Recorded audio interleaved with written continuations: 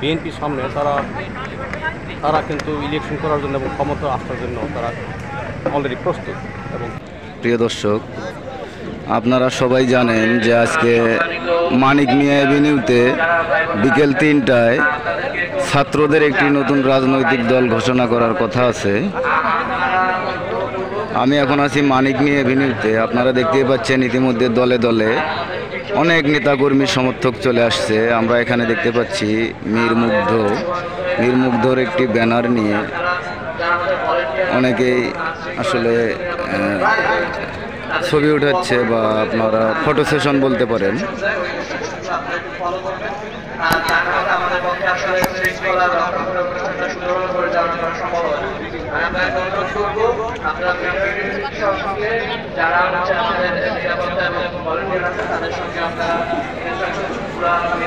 ইতিমধ্যে অনেকে চলে আসছে এখানে।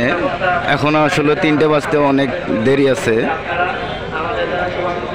আপনারা দেখতেই পাচ্ছেন এখানে একটা ভাই তার ইন্টারভিউ দিচ্ছে। আমরা একটু দেখার চেষ্টা করি, চলেন দেখি। আমি মিছিল নিয়ে গেছি, তখন আমাকে আক্রমণ আমরা চাষবার টাইম বেশি হতো, পা তো শেষ, লাঠি ছাড়া আমি হাঁটতে পারবো। ধন্যবাদ। এখানে গেটের পাশে আসলে অনেকে ভিড় করতেছে, কারণ এখানে যারা নিরাপত্তার দায়িত্বে আছে তাদের কাছে আসলে এখনো কোনো অনুমোদন আসেনি। পাস ছাড়া প্রবেশ করতে দেওয়া হচ্ছে না।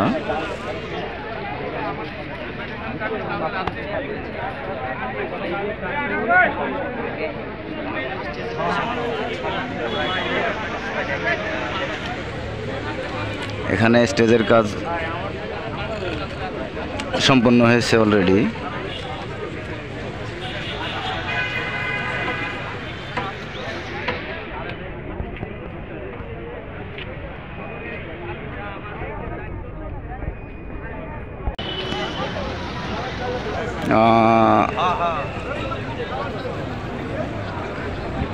কিছুক্ষণের মধ্যে হয়তো বা এখানকার অনুষ্ঠানের যে কর্মসূচি আছে শুরু হয়ে যাবে হয়তো বা, আশা করা যাচ্ছে।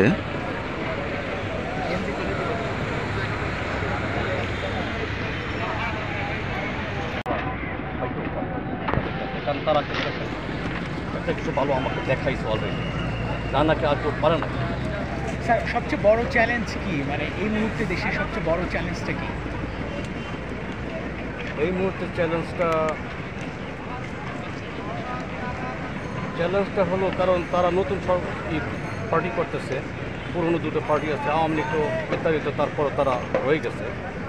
বিএনপির সামনে তারা কিন্তু ইলেকশন করার জন্য এবং ক্ষমতা আসার জন্য তারা অলরেডি প্রস্তুত। এবং তারাও চিন্তা করতেছে আমরা এসে যাবো, কারণ বিএনপি একটা বড় পার্টি। এখন তাদের কিন্তু এগুলি বাধা আসবে এবং বড় বাধা, এবং সেটা কিন্তু সহজ না। এগুলি এরাইয়া যদি তারা ভালো কিছু দেখাইতে পারে তাহলে আমরা আশাবাদী হই। আপনাদের সকলের দৃষ্টি আকর্ষণ করছি, শুধুমাত্র অর্গানাইজার ছাড়া রেড কার্পেট জোনে কেউ থাকবেন না। আপনাদের সকলের দৃষ্টি আকর্ষণ করছি, শুধুমাত্র অর্গানাইজার ছাড়া রেড কার্পেট জোনে কেউ থাকবেন না। রেড কার্পেট জোন সম্পূর্ণ নিষিদ্ধ।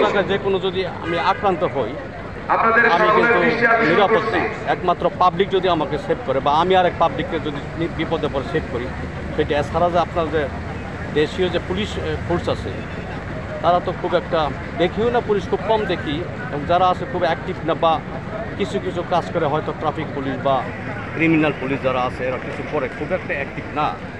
এটা কিন্তু আসলে দেশটা নিরাপদ, আমরা নিরাপত্তা দেখতেছি দেশে। সমস্যা। স্যার, আপনি কোথা থেকে এসেছেন এবং আপনার নামটা কি? আমি ডক্টর মোহাম্মদ ফজলুর রহমান আকন্দ। আমি একজন মুক্তিযোদ্ধা। অনেক ধন্যবাদ স্যার। আমি কানাডায় থাকি, দেশেই থাকি এখন। আমি এইটা আর কি আমার পরিচয়। অনেক ধন্যবাদ স্যার।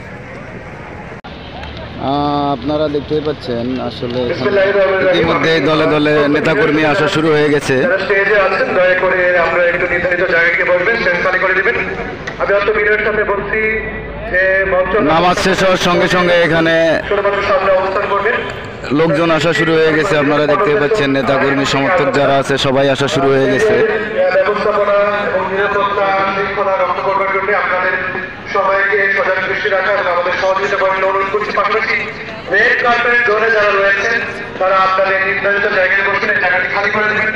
আমাদের সাংবাদিক বন্ধুগণ তারা নির্ধারিত জায়গায় আছেন, তারপরেও যারা আশপাশে আছে আমি একটু অনুরোধ করবো আপনারা নির্ধারিত জায়গায় একটু অবস্থান করবেন। আর আমি আবার দৃষ্টি আকর্ষণ করছি, একটু প্লিজ যারা ছবি করছেন রেড কার্পেট জোনে আপনারা এই জায়গাটি একটু ত্যাগ করবেন, একটু দয়া করে। আমি আবার দৃষ্টি আকর্ষণ করছি, আমার বাবাকে আমরা দেখতে পাচ্ছি অর্গানাইজার টিম ছাড়া অনেক এখানে ঘোরাফেরা করছেন, তারা একটু কাপড় জন্য ছেড়ে দেবেন। আমার বাবা ভাই একটু একটু একটু দৃষ্টি আকর্ষণ করছি আমাদের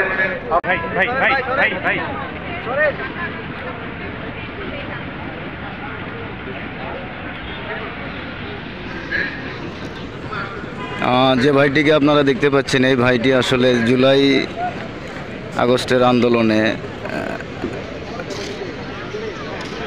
তার পায়ে গুলি লেগে সে এখন প্রায় একরকম পঙ্গুত্ব বরণ করতেছে।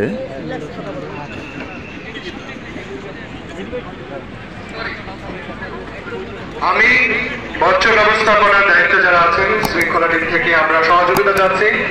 মঞ্চে কেউ উঠবেন না, মঞ্চ সম্পূর্ণ ইনট্যাক্ট থাকবে।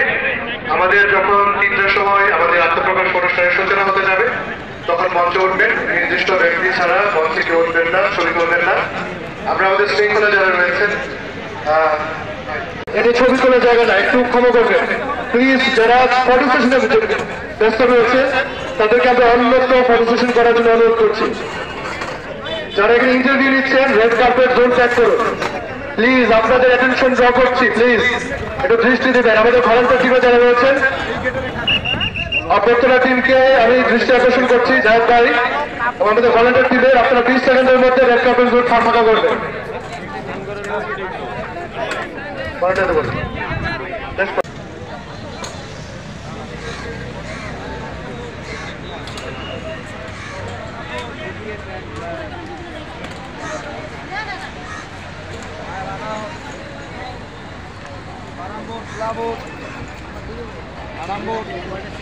আসসালামু আলাইকুম।